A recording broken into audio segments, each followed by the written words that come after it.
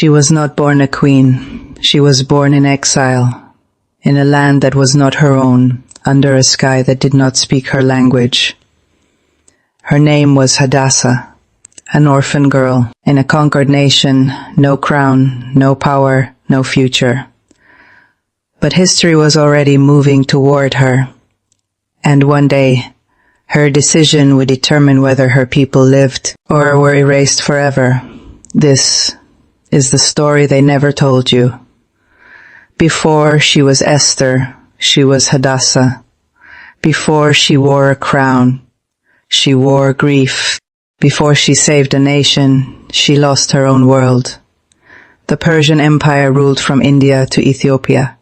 The king Ahasuerus reigned from India to Ethiopia, over 127 provinces. Esther 1:1, the Jews were scattered. Jerusalem was broken. The temple had been destroyed decades earlier. In the crowded Jewish quarters of Shushan, a baby girl was born. Her parents whispered over her cradle. Hadassah, myrtle tree, fragile, fragrant, persistent. They never imagined she would one day stand before the most powerful throne on earth, but they would not live to see it. She had neither father nor mother. Esther 2-7, no backstory. No explanation, just absence. Hadassah learned young that life does not wait for tears. Her cousin Mordecai took her in. He raised her as his own daughter. Esther 2-7. He taught her the Shema. He told her stories of David and Ruth. He reminded her they were exiles, but not abandoned. And still, questions lingered in the night. If God was with them, why were they not home? Far from their small house, King Ahasuerus held a feast that lasted 180 days. Esther 1-3-4 wine flowed. Pride swelled. He summoned Queen Vashti. She refused.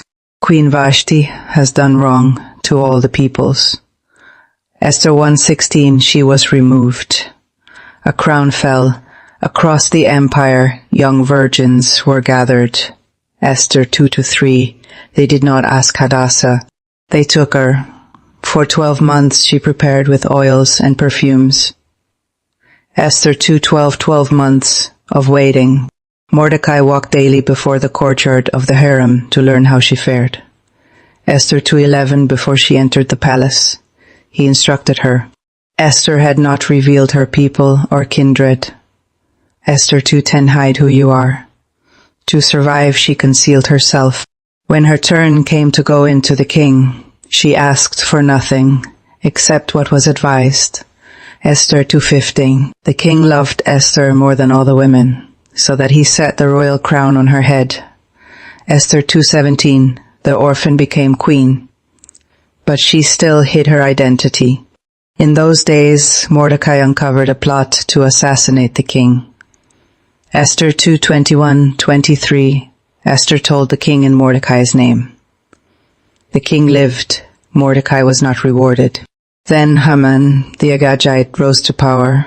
All the king's servants bowed to Haman. Esther 3-2, but Mordecai did not bow down or pay homage. When Haman learned he was a Jew, he scorned laying hands on Mordecai alone. He sought to destroy all the Jews.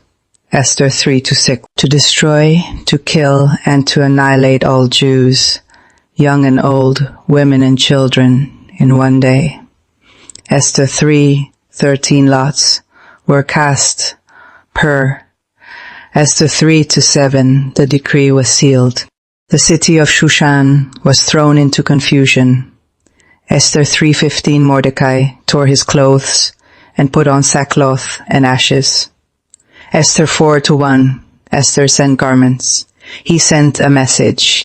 Do not think to yourself that in the king's palace you will escape. Esther 4:13, and who knows whether you have not come to the kingdom for such a time as this. Esther 4:14, she answered, go, gather all the Jews, hold a fast on my behalf. Esther 4:16, I will go to the king, though it is against the law, and if I perish, I perish. Esther 4:16, the law was clear. If any man or woman went to the king inside the inner court without being called, there was but one law: to be put to death. Esther 4:11. After 3 days of fasting, Esther put on her royal robes and stood in the inner court.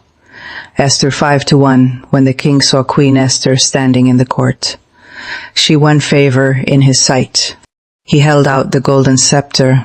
Esther 5:2. She lived. She invited the king and Haman to a banquet. Esther 5:4. That night, the king could not sleep. Esther 6:1. The book of memorable deeds was read before him. Mordecai's loyalty was remembered. Haman was commanded to honor the very man he hated. Esther 6:10-11. At the second banquet, the king said, "What is your wish, Queen Esther?" Esther 7:2. She said, "If I have found favor in your sight, let my life be granted me for my wish, and my people for my request." Esther 7:3. For we have been sold, I and my people, to be destroyed. Esther 7:4. Who is he, and where is he? Esther 7:5. A foe, an enemy, this wicked Haman. Esther 7:6. They hang Haman on the gallows he had prepared for Mordecai. Esther 7:10. But the decree still stood. The king said, "Write as you please with regard to the Jews in the name of the king." Esther 8:8. A new decree was issued. The Jews gathered and defended their lives. Esther 8:11. The Jews had light and gladness and joy and honor. Esther 8:16. The days were established as Purim. Esther 9:26-28. Sorrow turned into gladness, mourning into a holiday. The Book of Esther never mentions the name of God, yet in sleepless nights, in delayed banquets, in hidden identities, in raised scepters, his providence moves quietly. Scripture grows silent about her later years, but her courage remains loud. Somewhere in Persia, an older queen once closed her eyes, not as an orphan, not as a captive, but as a deliverer. Her story outlived her heartbeat. And every year, when the scroll of Esther is read, her courage breathes again. For such a time as this, moral lessons, one finder. Your background does not limit your destiny. Esther was an orphan in exile. Esther 2-7. She had no status, no influence, no protection. Yet she became queen. Lesson: your starting point does not determine your ending. Pain can position you for purpose. True preparation happens in hidden season. Esther spent 12 months in preparation before meeting the king. Esther 2:12. No applause, no spotlight. Lesson: God develops character in private before revealing purpose in public. Hidden seasons are not wasted seasons. 3. Wisdom is as powerful as courage. Esther did not rush into confrontation. She planned. She fasted. She strategized. Esther 5:7. Lesson: courage without wisdom can be reckless. Faith and strategy can work together. 40. Finance can be sin. When the decree was issued, she could have remained quiet. Mordecai warned her, "Do not think that you will escape." Esther 4:13. Lesson: there are moments when silence protects you, and moments when silence destroys others. Discern the difference.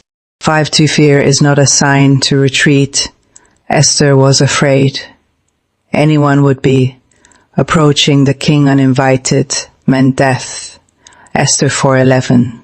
Yet she said, "If I perish, I perish." Esther 4:6. Lesson: courage is not the absence of fear. It is obedience despite fear.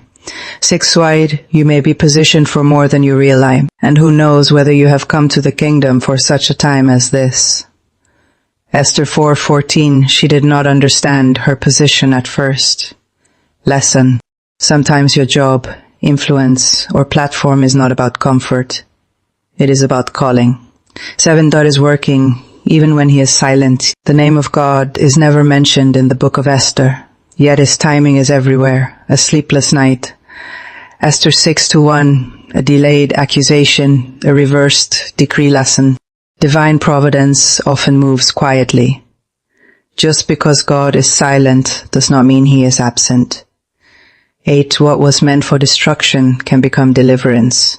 Haman built gallows for Mordecai. Esther 5:14. He died on them himself. Esther 7:10.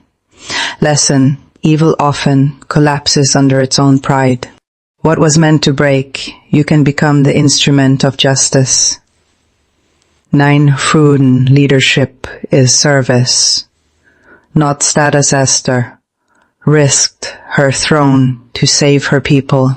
She used influence for protection, not power. Lesson: true leadership sacrifices for others. One decision can change history. Everything turned on one sentence. If I perish, I perish. Esther 4:16. Lesson: there are defining moments in life. Your response can impact generations. Final moral reflection: Esther's life teaches this. You may feel hidden. You may feel ordinary. You may feel afraid. But you could be standing in the exact place. History needs you to. Thanks for watching.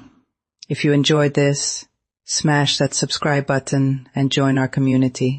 And hey, drop a comment below letting me know where you're watching from, what you think, or what you'd love to see next. Here we go, deep into the Bible and bring you an interesting story they never taught you in Sunday school. Let's get the conversation going and make this channel even better together. See you in the next video.